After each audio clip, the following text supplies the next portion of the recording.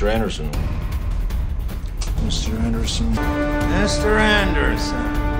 Mr. Anderson. Mr. Anderson. Mr. Anderson. Mr. Anderson. Mr. Anderson. Mr. Anderson. Mr. Anderson. Mr. Anderson.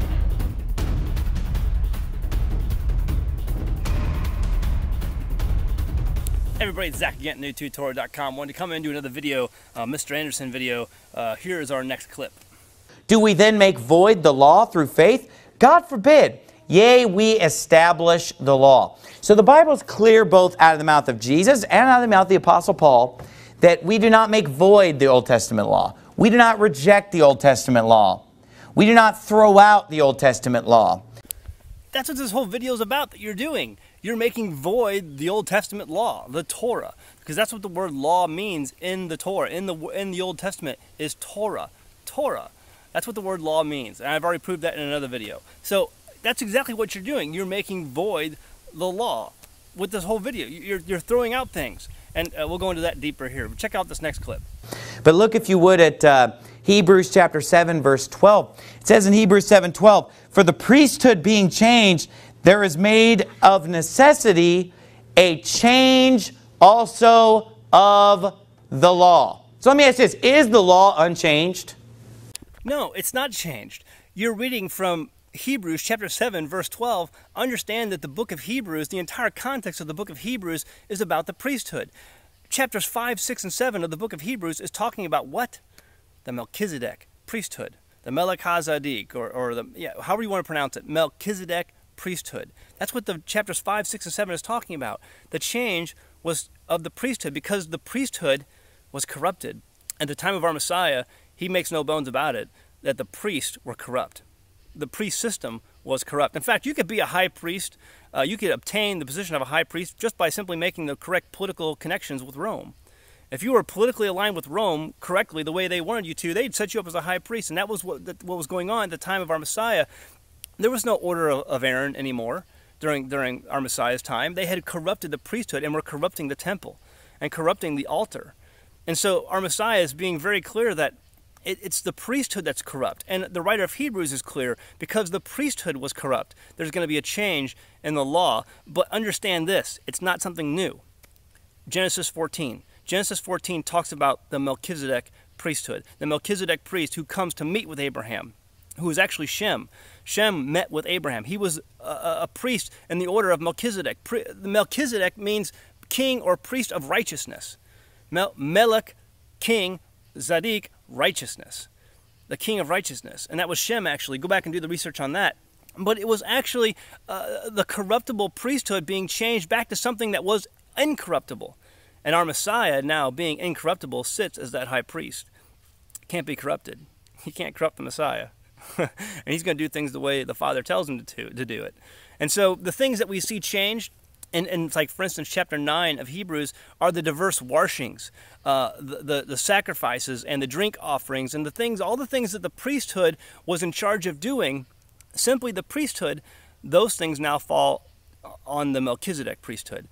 There was a change there. The Levitical system is done away with.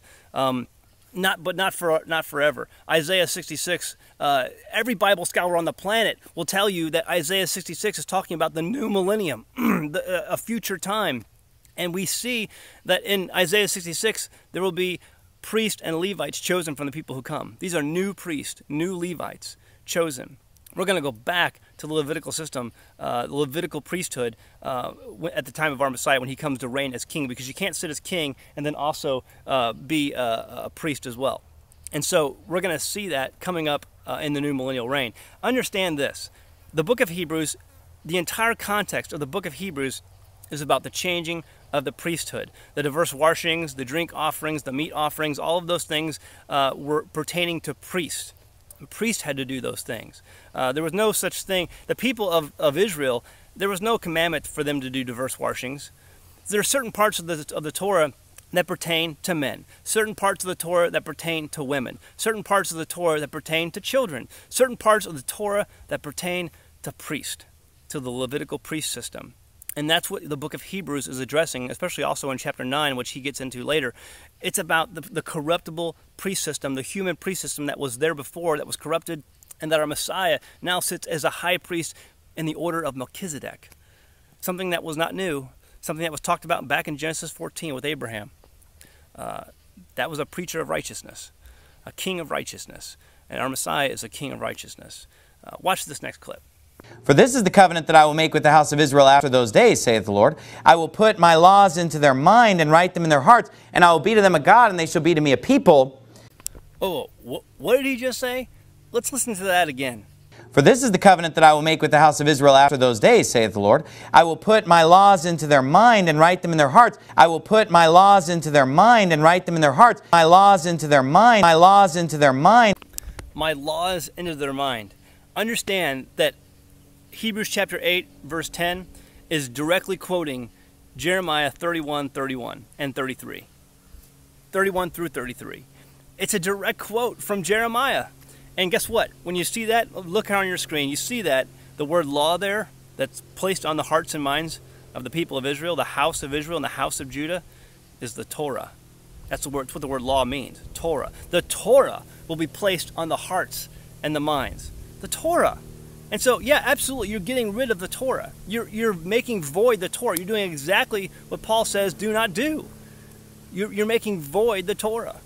And so this whole thing comes from a misunderstanding of Paul, a misunderstanding of the book of Hebrews, and understanding what the Torah says about the priest and this order of Melchizedek and how that existed before the Levitical priest system. That was set up after the order of Melchizedek. It was not a change of something, and putting in something new. It was going back to what was already true. I know it's a kind of a catchy phrase people use today, but it's the truth. It's really what happened. You're making void the Torah. The Torah that was to be placed on our hearts and on our minds. We're going to continue with this series. I'm having a lot of fun with it. I'm getting a lot of good comments and a lot of good emails, and I know a lot of people, it's registering with a lot of people. Understand that I was in the same place as Mr. Anderson. I'm not trying to condemn him. Just basically, this was me a number of years ago, and I had researched it, and I studied it out for myself, and I realized that the Torah is still for today. We're going to continue going down that road and exploring some of the arguments that Mr. Anderson has. And I hope that you are listening will study the topic out for yourself.